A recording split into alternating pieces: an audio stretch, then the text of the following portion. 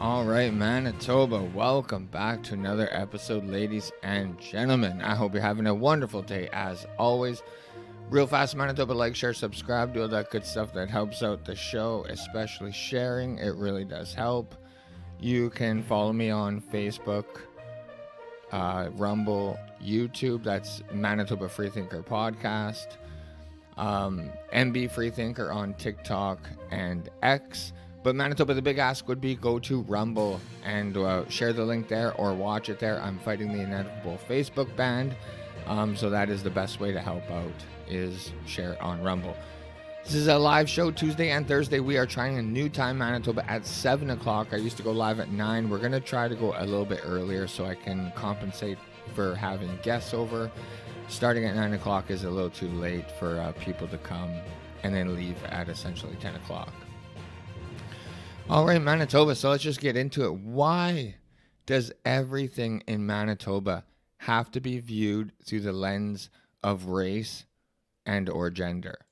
Every single time, without fail, Manitoba, especially when it comes to the government, a group of people who are elected by all of Manitobans who are supposed to be representing all of Manitobans.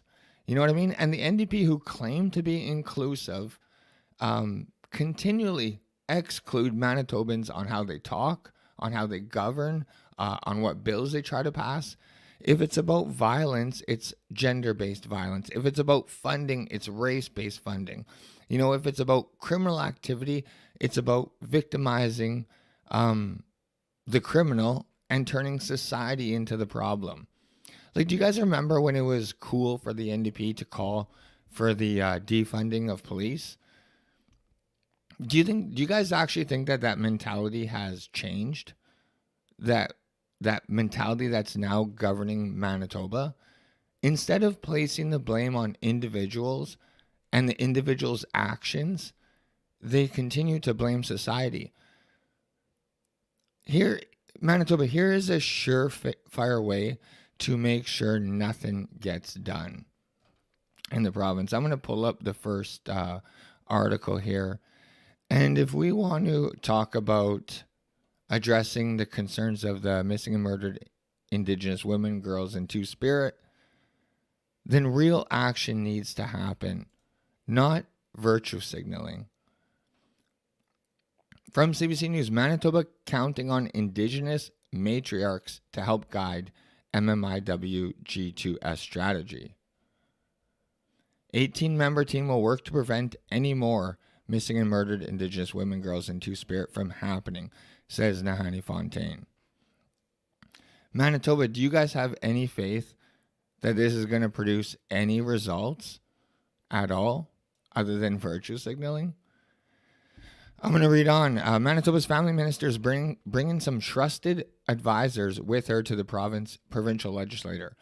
Nahani Fontaine has enlisted an 18-member team of Indigenous women, girls, and Two-Spirit individuals to offer their expertise and advice. The Matriarch Circle, which met for the first time Thursday, will guide Fontaine's department on the formation of Manitoba's first strategy around missing and murdered Indigenous women, girls, and Two-Spirit people. Their input will be welcome, the minister announced.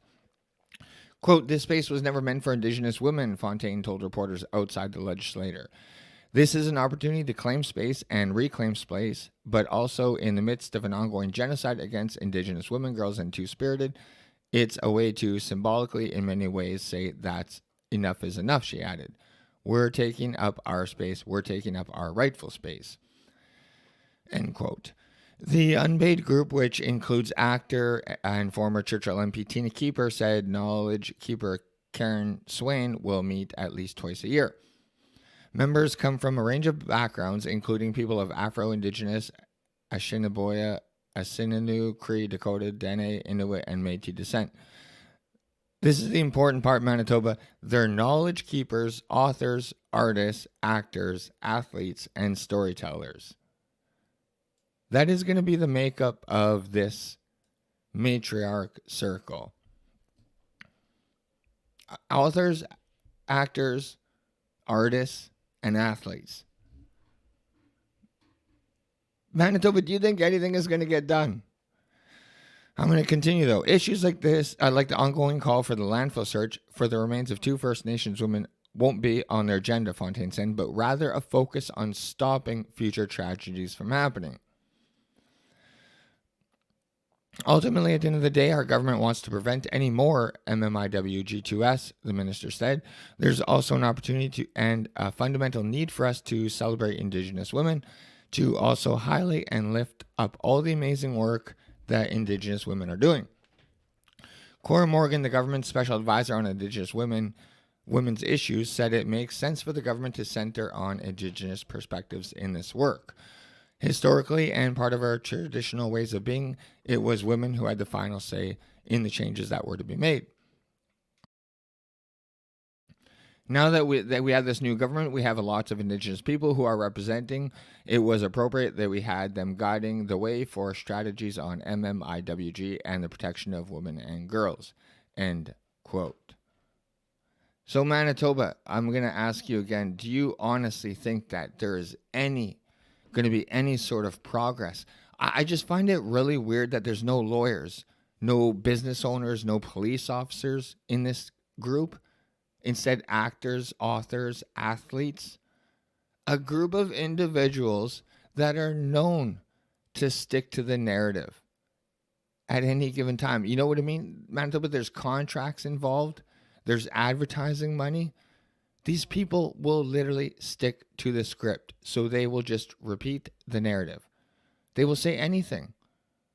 Do you think there'll be any sort of pointing guilt to the perpetrator, the one committing these crimes, if they happen to be of the same race?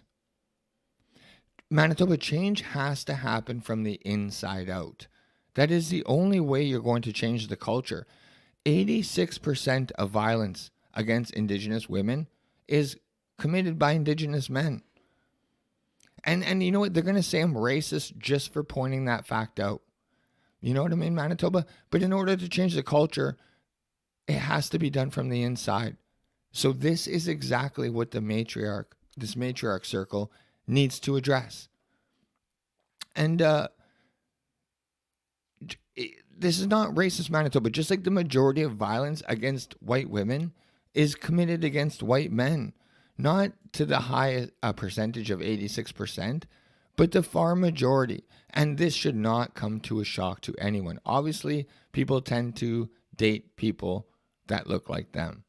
So if there's going to be gender violence, it's going to be generally someone who looks like you. But I don't understand why it seems to be them focusing on just people that virtue signal. Again, Manitoba, we talk about having real change, but nothing is focusing on the actual problems. Drug-related deaths in Manitoba. Blame society. Don't blame the criminal. I'm going to pull up the next article. Don't blame the criminal spiking a drug with an unknown substance, often an opioid like fentanyl.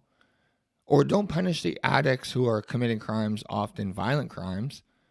But let's enable all of this with taxpayer dollars. From CBC News, drug-related deaths in Manitoba surging, Chief's medical examiner's data says.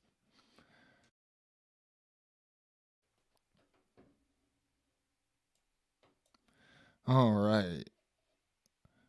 Manitoba's drug crisis is claiming more lives than many people realize, and 2023 is on a pace to set a new record, new data from the province's chief medical examiner suggests.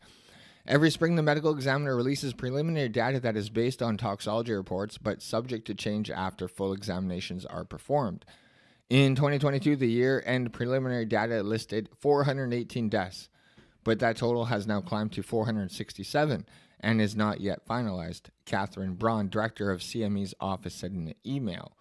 In comparison, the year-end preliminary data for 2023 indicates 445 people died last year from drug-related causes.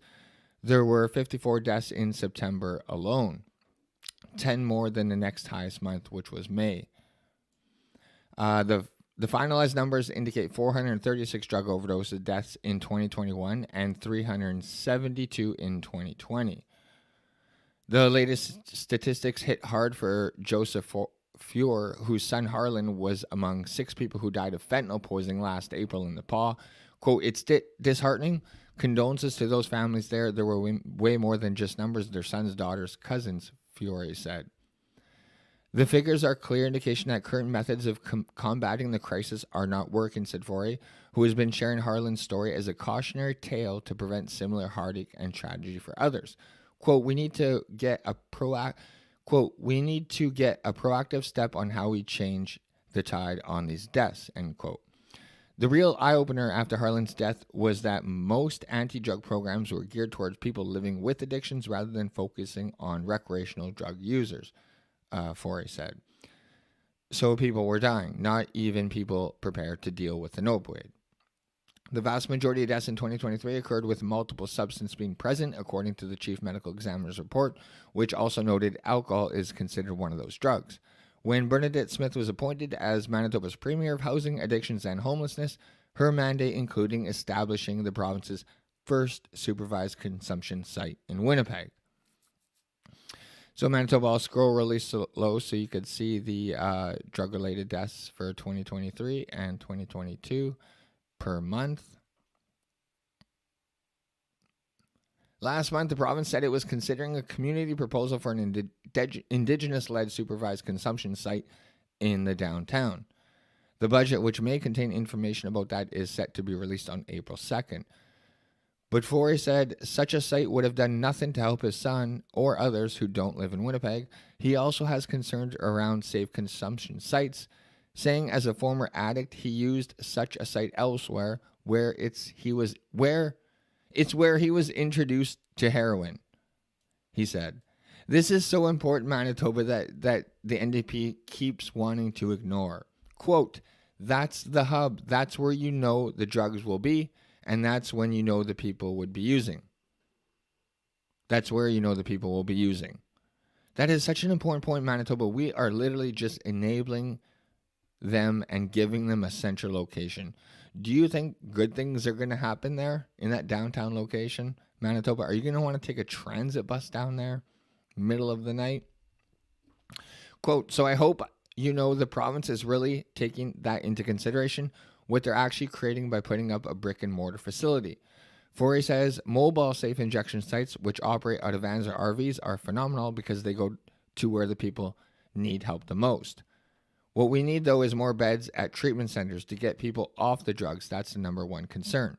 For his part, Forey has created the No Thanks, I'm Good campaign to talk about the dangers of recreational drugs. Quote, "We spoke over the last year to over 6,000 youth in about 10 different communities, going wherever we can. We need to be able to talk about it, really remove the stigma around this whole area of addiction. We need to get back to the human connection. We need to start talking about this in a free way," end quote. So Manitoba, I mean, first of all, the one thing that strikes me odd is why does this have to be an Indigenous-led safe injection site, first of all? I mean, I don't want it here in Winnipeg at all, but why Indigenous-led? Why not just have a makeup of all backgrounds? Or better yet, why not just hire the best person for the job? But it seems funny that it's Indigenous-led, as if the government is telling Indigenous people are the only one that do drugs and are addicted to drugs. You know what I mean? But if an Indigenous person is best for the job, hire him. If a white guy is the best for the job, hire him. You know, if an Asian lady is the best for the job, hire her. Why is race even brought up when we're talking about drugs and support? You know what I mean? Manitoba, but it never ends. Another example of exclusion based on physical characteristics here in the province of Manitoba. Gender-based violence. Why can't it just be spousal or violence, or better yet, partner violence? We all know, Manitoba, that there are men out there who are facing violence. Why are we purposely excluding them? You know what I mean? In 2024, especially when including men who've been abused, doesn't hurt the other group. This is a taxpayer-funded operation. Why are we excluding people? You know what I mean? If there's a man out there facing violence, Why should he not get the same help unless it doesn't fit the narrative?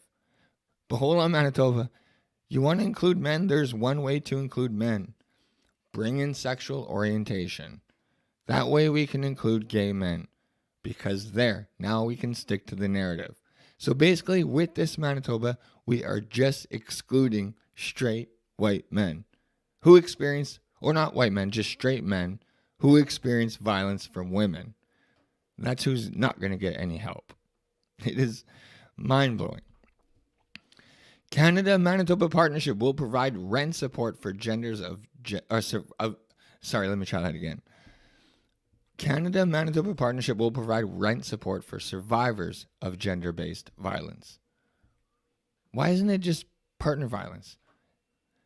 Today, the federal and Manitoba government announced an enhancement to the Canadian housing benefit to provide housing support for survivors of gender-based violence. The federal government is investing $13.7 million to create housing options that will be cost matched by the province of Manitoba for a combined total of $27.5 million in funding over 5 years. The announcement was made today by the Honourable Dan Vandal, Minister of Northern Affairs, and Minister responsible for Prairies Can and Can-Nor, and the Honourable Marcy Len, Minister for Women and Gender Equality and Youth. On behalf of the Honourable Sean Fraser, Federal Minister of Housing, Infrastructure and Communities, alongside the Honourable Bernadette Smith, Minister of Housing, Addictions and Homelessness of Manitoba. This enhancement to the CHB will help survivors of gender-based violence, including women, children, and 2S LGBTQI+ people find a safe and affordable place to call home. The funding benefit is expected to support over 2,600 households during a critical time of vulnerability and need experienced by those fleeing violence. This will help everyone except men, which I find hilarious. Manitoba is the first province in Canada to co-design a program under the Canadian Housing Benefit meant for survivors of gender-based violence, excluding men, which does not require income testing for the first year of the benefit. This recognizes that individuals exiting violence may be experiencing financial abuse or face barriers to accessing other types of benefits because of complex family situations. The CHB for survivors of gender-based violence will follow the same terms and conditions of the existing CHB, while CHB funding is specifically for survivors of gender-based violence.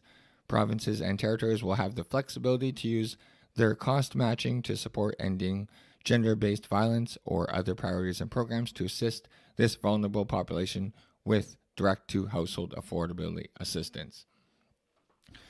The benefit amount is determined based on the family size and average regional rental rates. Funding will be provided to the eligible applicants on a yearly basis through Manitoba's Non-Employment and Income Rent Assistance Program. All right, so once again, I mean, I don't understand why this has to be gender based. It's really ridiculous because at a certain point, Manitoba, we have to quit pretending that the only problems in Canada are straight white men. You know what I mean? There's true evil, and evil exists everywhere, and it's not just straight white men. Right here in Manitoba. And before I pull up this next article, I don't care what gender any of these people are. I don't care what race they are. I don't care what their sexual orientation is. I honestly want the same punishment no matter what. It does not matter what they look like. It does not matter who they have intercourse with. The only thing that matters is they broke the law and these people are evil and they should be punished to the full extent. Unfortunately, I mean, we don't have the laws in Canada that I want to see them go through, and you'll know what I mean when I pull this up. Let me just pull it up right now. Manitoba woman charged with sexual abuse, exploitation of her own infant. Like I'm telling you, Manitoba, this is fucking true evil in every sense of the word. From Global News, a Manitoba woman is in custody facing a slew of serious charges, including allegations that she sexually abused her own infant after an investigation by the RCMP's Internet Child Exploitation Unit. 1 second, Matt. Police said they became aware of an account on X, formerly Twitter, in mid-March that had updated child sexual abuse and exploitation material. Police said they became aware of an account on X in mid-March, that had uploaded sexual abuse material. With the help of investigators from the RCMP National Child Exploitation Crime Center, a suspect was quickly identified. The 27-year-old suspect was arrested within 2 hours of the account being discovered, police said, and the infant was taken into custody. She has been charged with sexual assault, incest, and possessing, accessing, and printing, publishing, and making child pornography. RCMP said they later learned a 31-year-old man in the same community, whom police won't name to protect the victim's identity, was in possession of exploitative material. They said the man had been extorting the woman and threatening to post the material. He was found in possession of child pornography. He is in custody facing charges of possessing child pornography, accessing child pornography, and extortion without a firearm. Third person in the United States is also believed to be in possession of the material, and police said they're working with international law enforcement partners to investigate. So Manitoba, a really weird, this is fucking evil, but something that I found really weird, I don't know if it's in this article or the last one. Let me just see if I read it. Yeah, right here.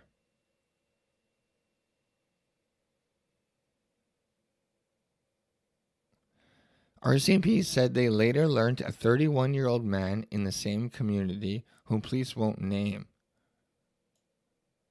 They're not naming the community, or they're not naming the people accused. I understand not naming the people accused of the crime to protect the victim, but are they going ahead and not naming where this happened? Because Manitoba, if they won't name where the community this took place, that's a huge problem, because people who live in that community definitely have a right to know. Do you know what I mean? But again, this is not the only evil story. Evil exists everywhere. It doesn't matter your gender, your race, or your sexual orientation. Winnipeg police uncover human trafficking operation spanning Ontario to Manitoba. This stuff is happening right here in the province. Parents essaying their own children. Human trafficking. Sexual human trafficking right here in the province. And we keep always having to throw race into every bill we pass, or gender into every bill we pass. Can we just, for once, Manitoba, focus on the criminal? Because if we focus on the criminal, then that protects everybody. I'll read on though, Manitoba. This article discusses subject of violence and trauma, which might be upsetting for some readers. We urge everyone to prioritize their mental health and carefully consider their engagement with this content. Cross-provincial rescue, Winnipeg's role in thwarting human trafficking. On March 21st, 2024, the Winnipeg Police Services played a crucial role in a cross-provincial effort to combat human trafficking. Acting on a tip from the Quebec Police Service, officers were dispatched to a vacation rental in Winnipeg to ensure the well-being of a young female feared to be the victim of this heinous crime. The investigation revealed a distressing saga of manipulation and control. The suspect, having met the victim in Montreal, deceived her into a fake romantic relationship, only to transport her across 4 cities in Ontario and finally to Winnipeg, exploiting her at every stop.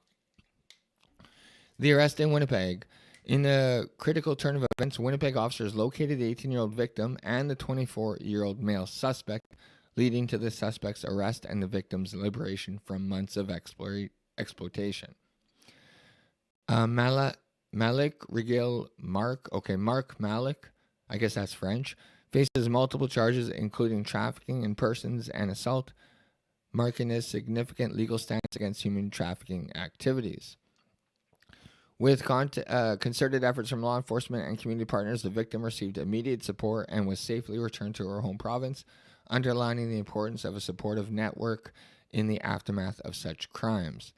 The incident sheds light on the grim realities of human trafficking and the importance of vigilance in our communities. Vigilance in our communities, not vigilante. I think I'm right. This should highlight the importance of vigilante in our communities, but it's vigilance in our communities. For resources and information on how to spot the signs of human trafficking, visit Canadian Centre to End Human Trafficking. So Manitoba, like I said, there is true evil happening right here in the province. We don't need to add anything to it. Okay, everyone's on board. We should end it no matter what. Like, this is insane. And the final article, Manitoba, that I will bring up, that, again, for some reason, Manitoba, because we do this with everything, wants to bring gender into this. For some reason, Manitoba, Indigenous leaders across the province are taking this as a win. It's weird to me that they're like this affects all Manitobans. This is not specifically just for Indigenous children. This is for all children in CFS. Manitoba agrees in principle to $530 million settlement for breach of CFS children's charter rights. As a result of 3 class action lawsuits, the Manitoba government has agreed in principle to a $530 million settlement for breaching the charter rights of vulnerable children in care. The settlement, which is subject to court approval, stems from the province's action in connection with the Children's Special Allowance from Child and Family Services between 2005 and 2019. The allowances, which are federally legislated to be used for children's care and education, were instead paid to the province's general revenue fund over that 14-year period to a tune of $335 million.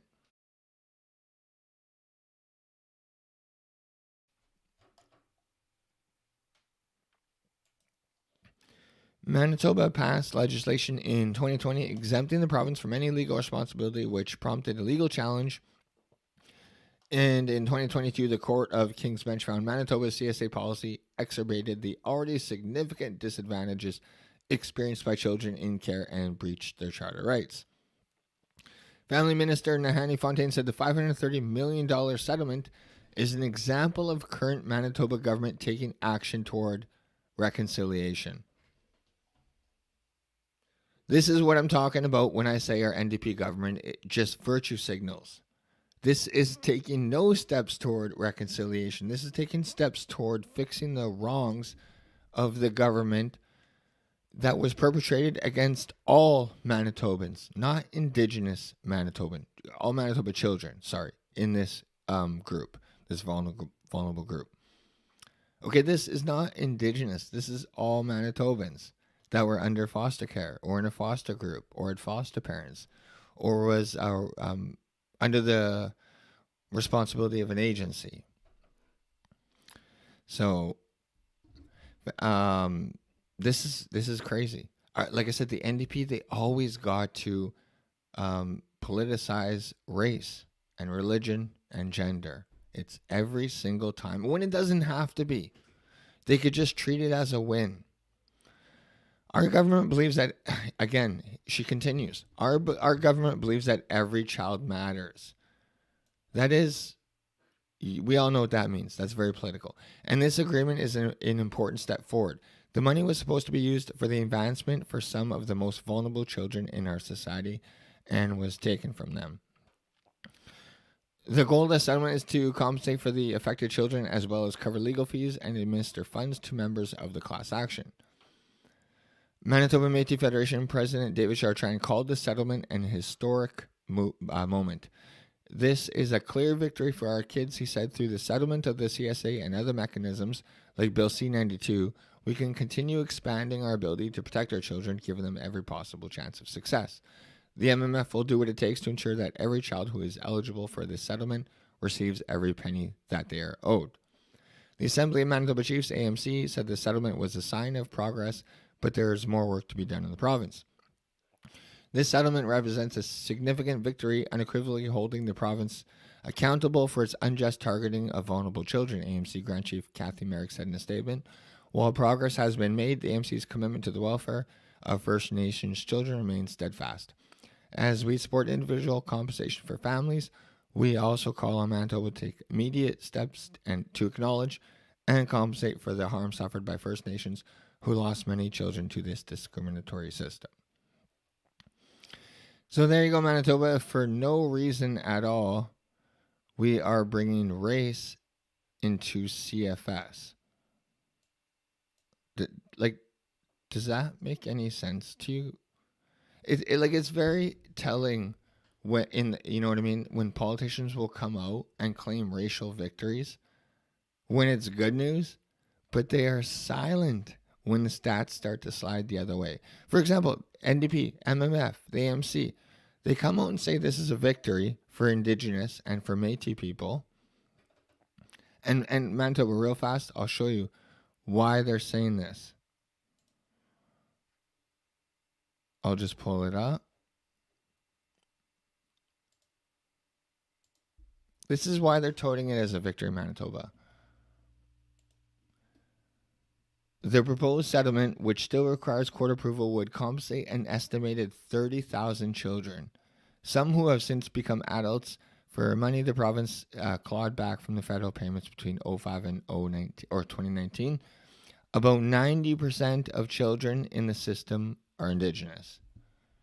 So Manitoba, that is why they are taking this, they're claiming this as a victory, is because out of that 30,000 kids, 90% of them are Indigenous.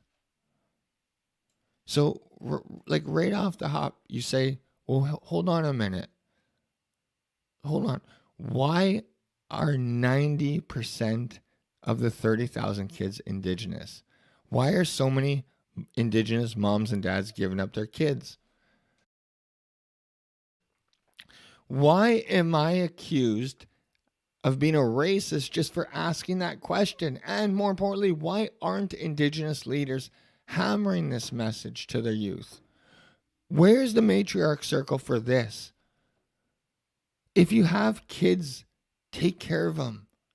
Instead of finding an excuse to turning the parent into a victim of society, why isn't the matriarch circle focusing on giving their youth an actual important message so they can actually better their lives, instead of growing up blaming someone else, someone that has no control over it, first of all, and something that they can't even control? But Manitoba, we literally have 3.5 more years of governing by physical characteristics, unfortunately. So either way, Manitoba, it has been 33 minutes. Oh, past the half-hour mark. I am going to wrap it up right here, Manitoba.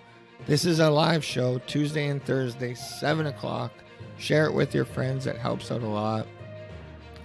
The big ask, like I said, Manitoba, go to Rumble. Fighting that inevitable Facebook ban.